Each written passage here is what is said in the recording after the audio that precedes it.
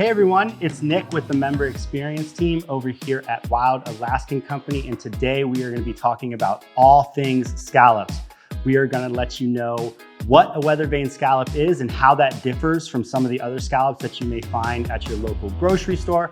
We're going to show you how to prep, thaw, and cook your scallops. We are also going to address some commonly asked questions from members.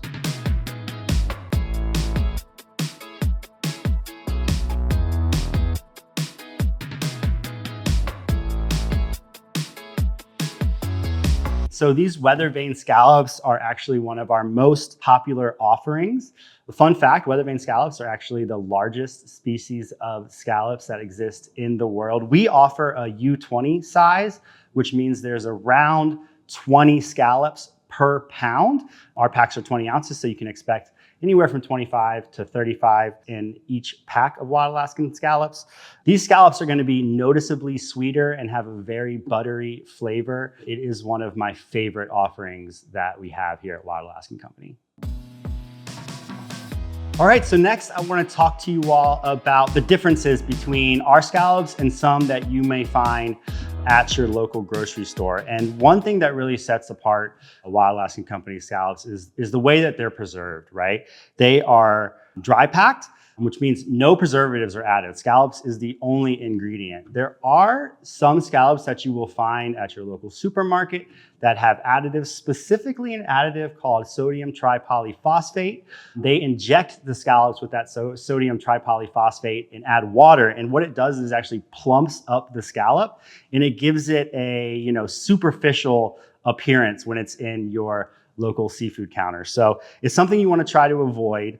It will be listed on the ingredients. We got some wet pack scallops here that have that sodium tripolyphosphate, and you can really see that there's a translucent sort of, texture around the outside, and they just don't look that appealing. Another perk of Wild Alaskan Company scallops is the size.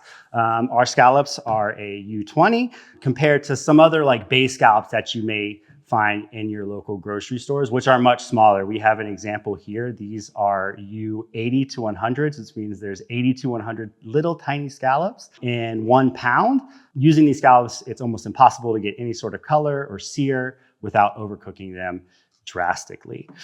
Same thing with the scallops treated with the sodium tripolyphosphate. When you cook these scallops, right, because they're retaining so much extra water, it's going to be really hard to get a sear. That water is going to leach out of the scallop as you're cooking it and prohibit that beautiful brown caramelization that we like on our scallops. Now, Wild Alaskan Company has none of that. The only ingredient in these scallops is scallops. Not only that, the process at which they're frozen really helps preserve the quality. So these scallops are caught, cleaned, shucked, sorted, and frozen all on the boat. This process can happen as short as 4 hours.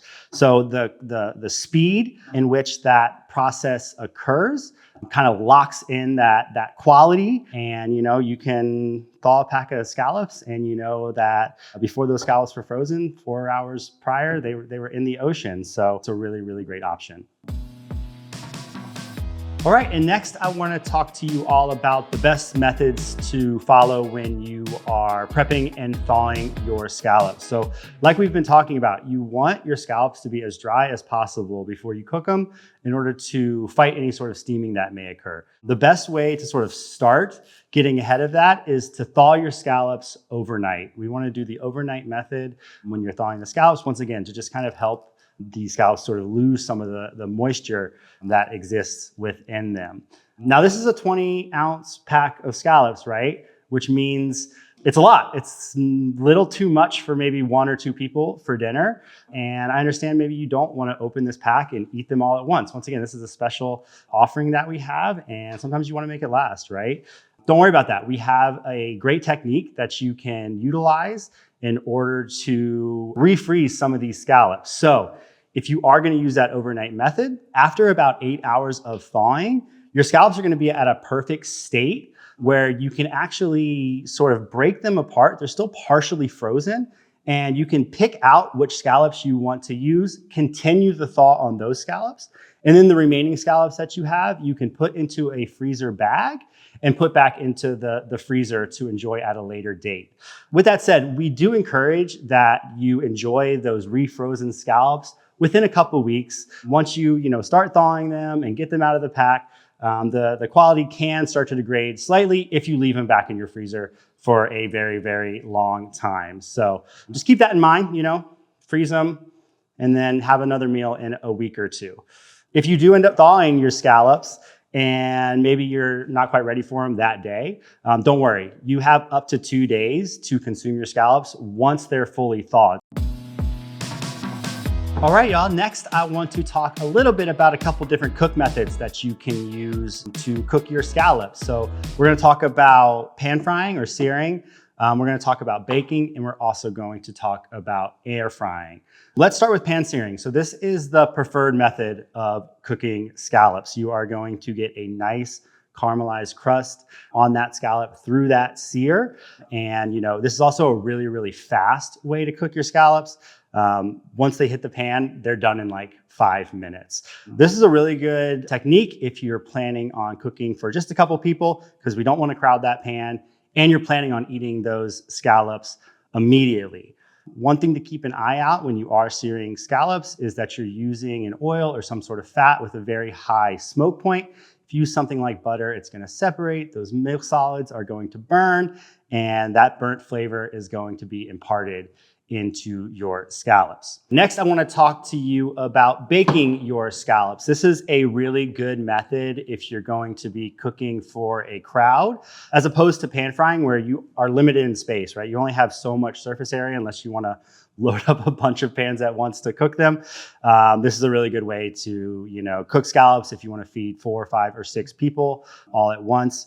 It's not fussy. You are not gonna smoke out your kitchen. By baking, the room for error is much larger. You have a much larger margin. Level of doneness, the area of doneness kind of expands when you are baking your scallops. The third option that we have is air frying. Similar to baking, right? It's not going to create a lot of smoke. It's not very fussy. It's very, very easy. In addition to that, it actually is really, really fast. You can air fry your scallops at 400 degrees for 5 minutes, and you have wonderfully juicy scallops ready for any application. It's also really nice if you're just, cooking for yourself and you don't want to bust out the pan and deal with all of that. You can just throw a couple scallops in the fryer and you have a wonderful dinner right at your fingertips. All right, next, let's talk through some commonly asked questions from members.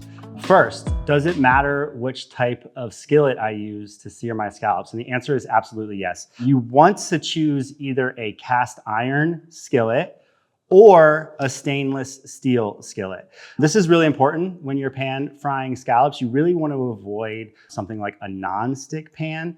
When you're searing the scallop, you want the scallop itself to make contact with the metal of the pan.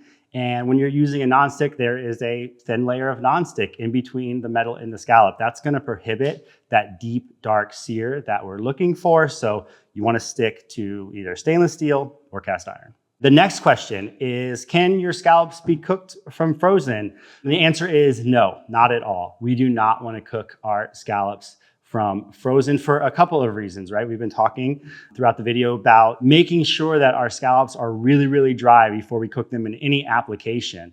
That prohibits, steaming while we're cooking them, which is something we don't want. So you want to make sure you are thawing your scallops, 8 hours at the very least overnight. You want to use that overnight method.